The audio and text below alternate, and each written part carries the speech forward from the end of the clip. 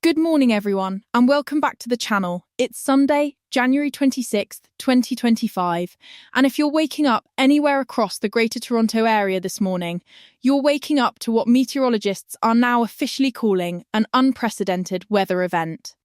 We are currently in the midst of the third major winter storm to impact southern Ontario in just 8 days, and folks, the numbers we're seeing are absolutely staggering. Environment and Climate Change Canada has maintained its winter storm warning for Toronto, the entire GTA, and extending outward through Durham Region, York Region, Peel and Halton. This is a red alert situation with snowfall warnings that were upgraded overnight as models continued to trend more aggressive with accumulation totals. Let me give you the current snapshot because this is critical information. As of 8 am Eastern Time this morning, Toronto Pearson International Airport has recorded 38 centimetres of snow since this system moved in Friday evening, and we are nowhere near done. The snow continues to fall at rates of 3 to 5 centimetres per hour across the core of the city, with embedded heavier bands pushing those rates up to 6 or even 7 centimetres per hour in localized areas. When you combine this current event with the two previous systems that hit us on January 18th and again on January 22nd, we are looking at a cumulative 8-day snowfall total approaching, and in many locations exceeding, 60 centimetres across the Greater Toronto Area. To put that in perspective, Toronto's average snowfall for the entire month of January historically sits around 28 centimetres, meaning we've received more than double a typical month's worth of snow in just over a week. Now, the meteorological setup here is textbook for a major lake effect enhanced Colorado low, and what's making this particular system so impactful is the convergence of multiple factors. We've got a deep low-pressure system that tracked up from the Ohio Valley, tapping into abundant Great Lakes moisture, and remember, Lake Ontario is still relatively ice-free, with surface temperatures hovering around 3 to 4 degrees Celsius, which is actually warmer than normal for late January. That temperature differential between the cold Arctic air mass we've been locked into and the relatively warm lake water is creating incredible lift and moisture availability. The 850 millibar temperatures, that's roughly 1,500 metres above the surface, have been sitting between -8 and -10 Celsius, which is right in that sweet spot for maximum snowfall production, with minimal mixing or changeover to ice pellets or freezing rain. Let me walk you through what's happened and what's still coming, because the timeline here is crucial for your planning. The initial band of snow moved into the western GTA around 7 p.m. Friday evening, quickly intensifying as it pushed eastward through Mississauga, Brampton, and into Toronto proper by 9 p.m. Overnight Friday into Saturday morning, we saw the heaviest rates, with widespread reports of 4 to 6 centimetres per hour across the entire metro region. Saturday provided a brief relative lull, and I emphasise relative here, with rates dropping to 1 to 2 centimetres per hour, but the snow never actually stopped. Then, as forecast models predicted, we saw a secondary intensification overnight Saturday into Sunday morning as an upper-level trough phased with the surface low, injecting new energy into the system. That's what's giving us these current 3 to 5 centimetre per hour rates, and this is expected to continue through at least noon today, possibly extending into early afternoon before we finally see a gradual tapering. The geographic distribution of this snow has been remarkably uniform, which is somewhat unusual. Typically, we see more pronounced banding with these systems. But the widespread nature of the heavy precipitation has meant that nobody across the GTA has been spared. Starting in the west, Mississauga and Brampton are reporting storm totals of 35 to 40 centimetres, with some localised areas, particularly in elevated sections of northern Brampton near Caledon, pushing toward 45 centimetres. Toronto proper, from the downtown core through North York, Scarborough and Etobicoke, is sitting at that 38 to 42 centimetre range I mentioned, with Pearson Airport serving as our official recording station. Moving east, Pickering, Ajax and Whitby in Durham Region have recorded 36 to 39 centimetres, while Oshawa and areas further east toward Clarington are slightly lower at 33 to 36 centimetres as you get further from the lake effect enhancement zone. North of the city, Vaughan, Richmond Hill and Markham are reporting 37 to 41 centimetres, with Aurora and Newmarket in the 34 to 38 centimetre range. Now, what makes this third storm particularly significant beyond just the immediate snowfall totals is the cumulative impact and the timing. When that first system hit on January 18th, we received 15 to 20 centimetres across the region. That was substantial, but manageable. The second storm on January 22nd brought another 18 to 23 centimetres, which started to strain snow removal operations. Now, with this third event delivering 35 to 45 centimetres, depending on location, we're dealing with a snow removal and infrastructure challenge that the City of Toronto and surrounding municipalities simply aren't equipped to handle in real time. The City of Toronto's Transportation Services Division issued a statement late Saturday evening acknowledging that all available snow clearing equipment has been deployed continuously for the past 48 hours, and they're still unable to keep pace with the ongoing accumulation. The impact on transportation infrastructure has been severe and continues to evolve. Highway 401 through the WHITEOUT corridor remains officially open, but the Ontario Provincial Police have issued multiple travel advisories, stating that conditions are extremely hazardous with significantly reduced visibility and snow-covered lanes.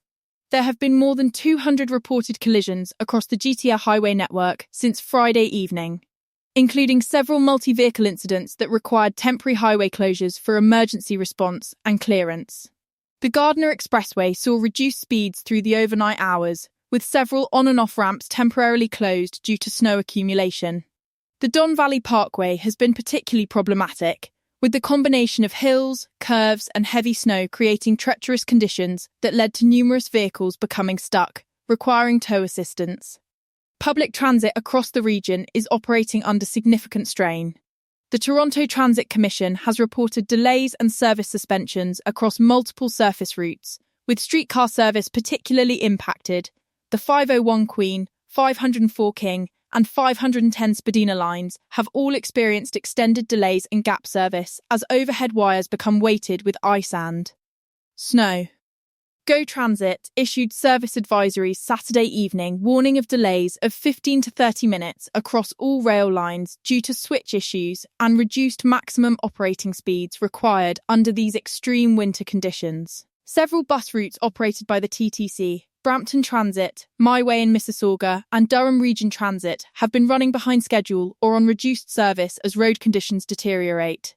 Toronto Pearson International Airport has been significantly impacted, which was inevitable given the intensity and duration of this system. More than 300 flights were cancelled Saturday, with additional cancellations announced for Sunday morning. De-icing operations have been continuous, creating extensive ground delays even for flights that are operating. Air Canada, WestJet, and Porter Airlines all issued travel advisories allowing passengers to rebook without penalty for travel dates through January 28th.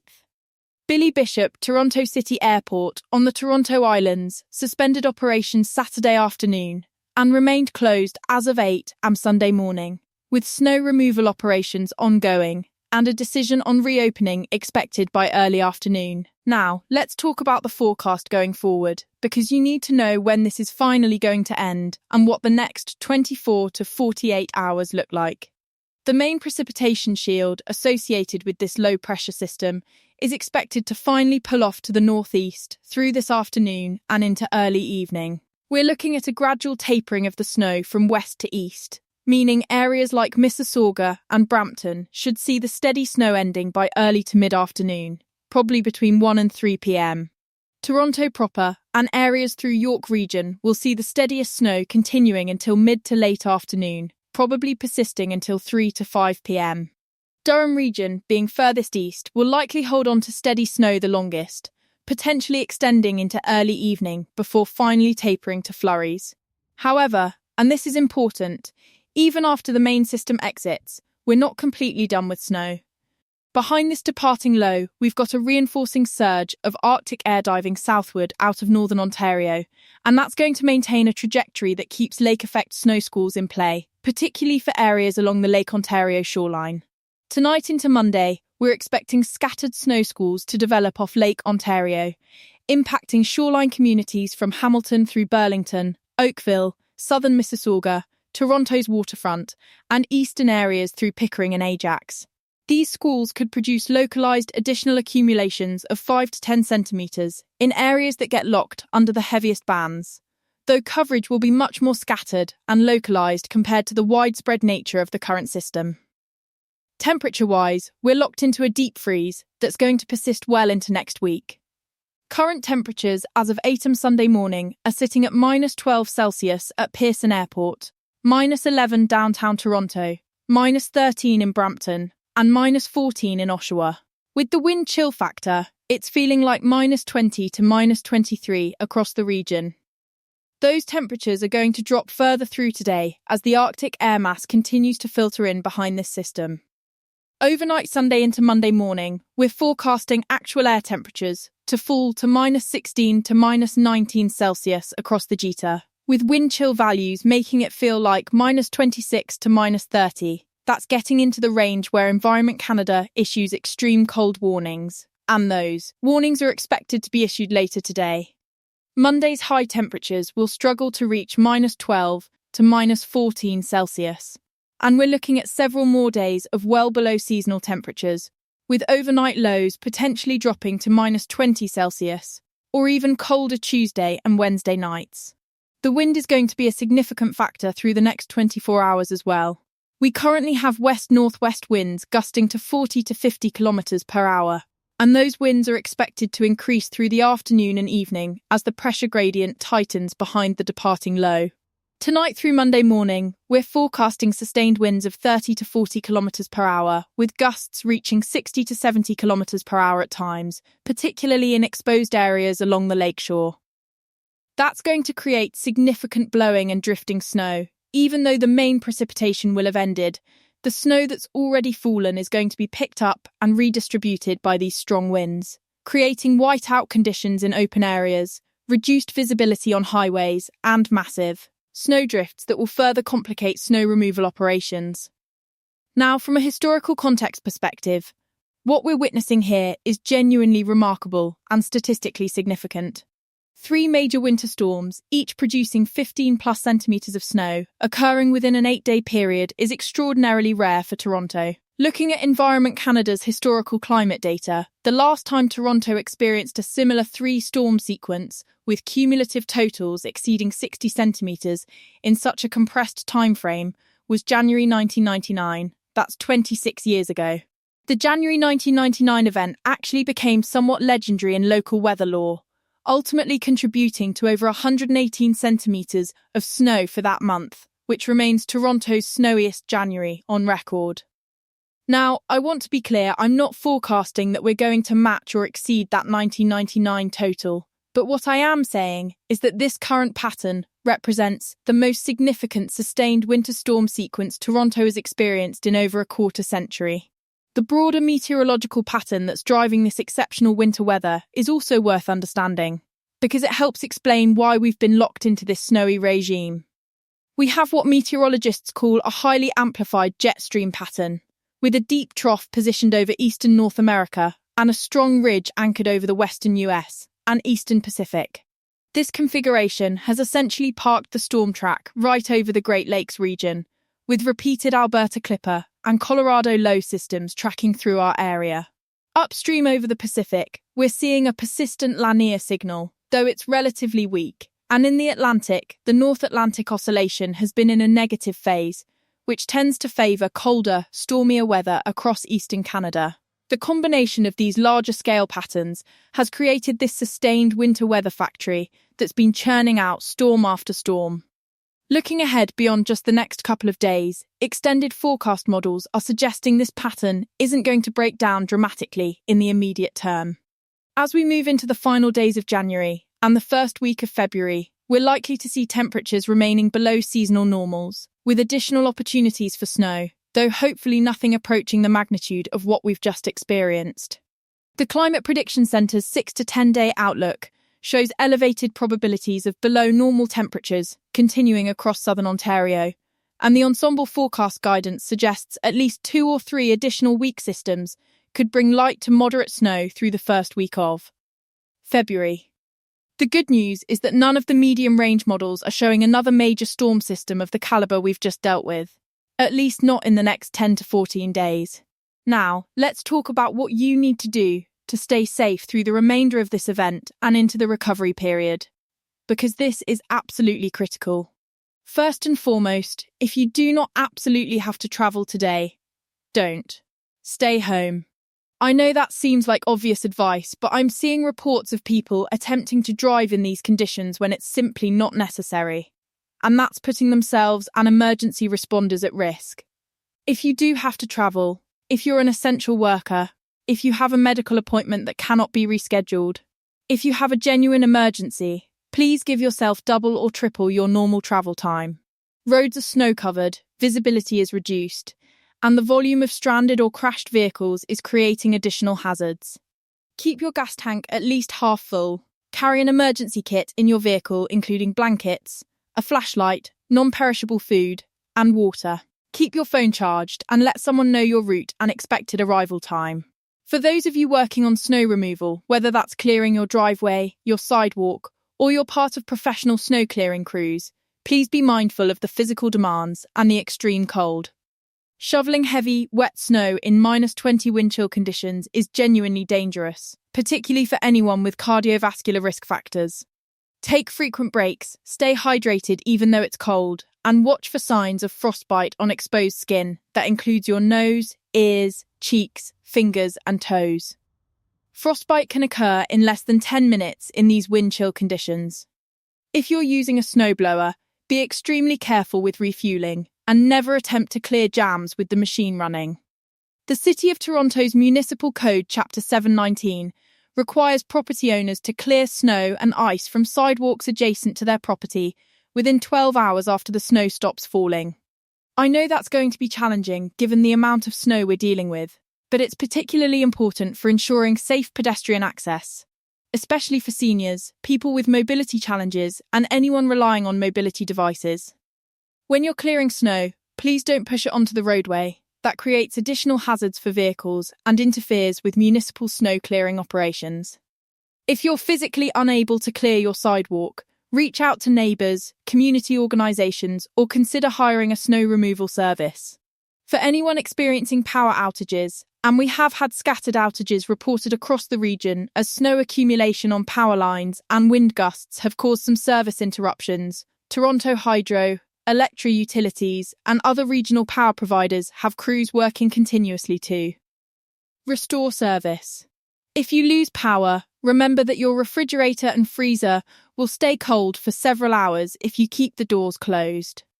Never use a barbecue, camping stove, or generator indoors for heating. Carbon monoxide poisoning is a real and serious risk. If you're using a fireplace or wood stove, ensure proper ventilation and have working carbon monoxide detectors. I also want to address the issue of tenant rights during extreme weather, because I know many people watching are renters.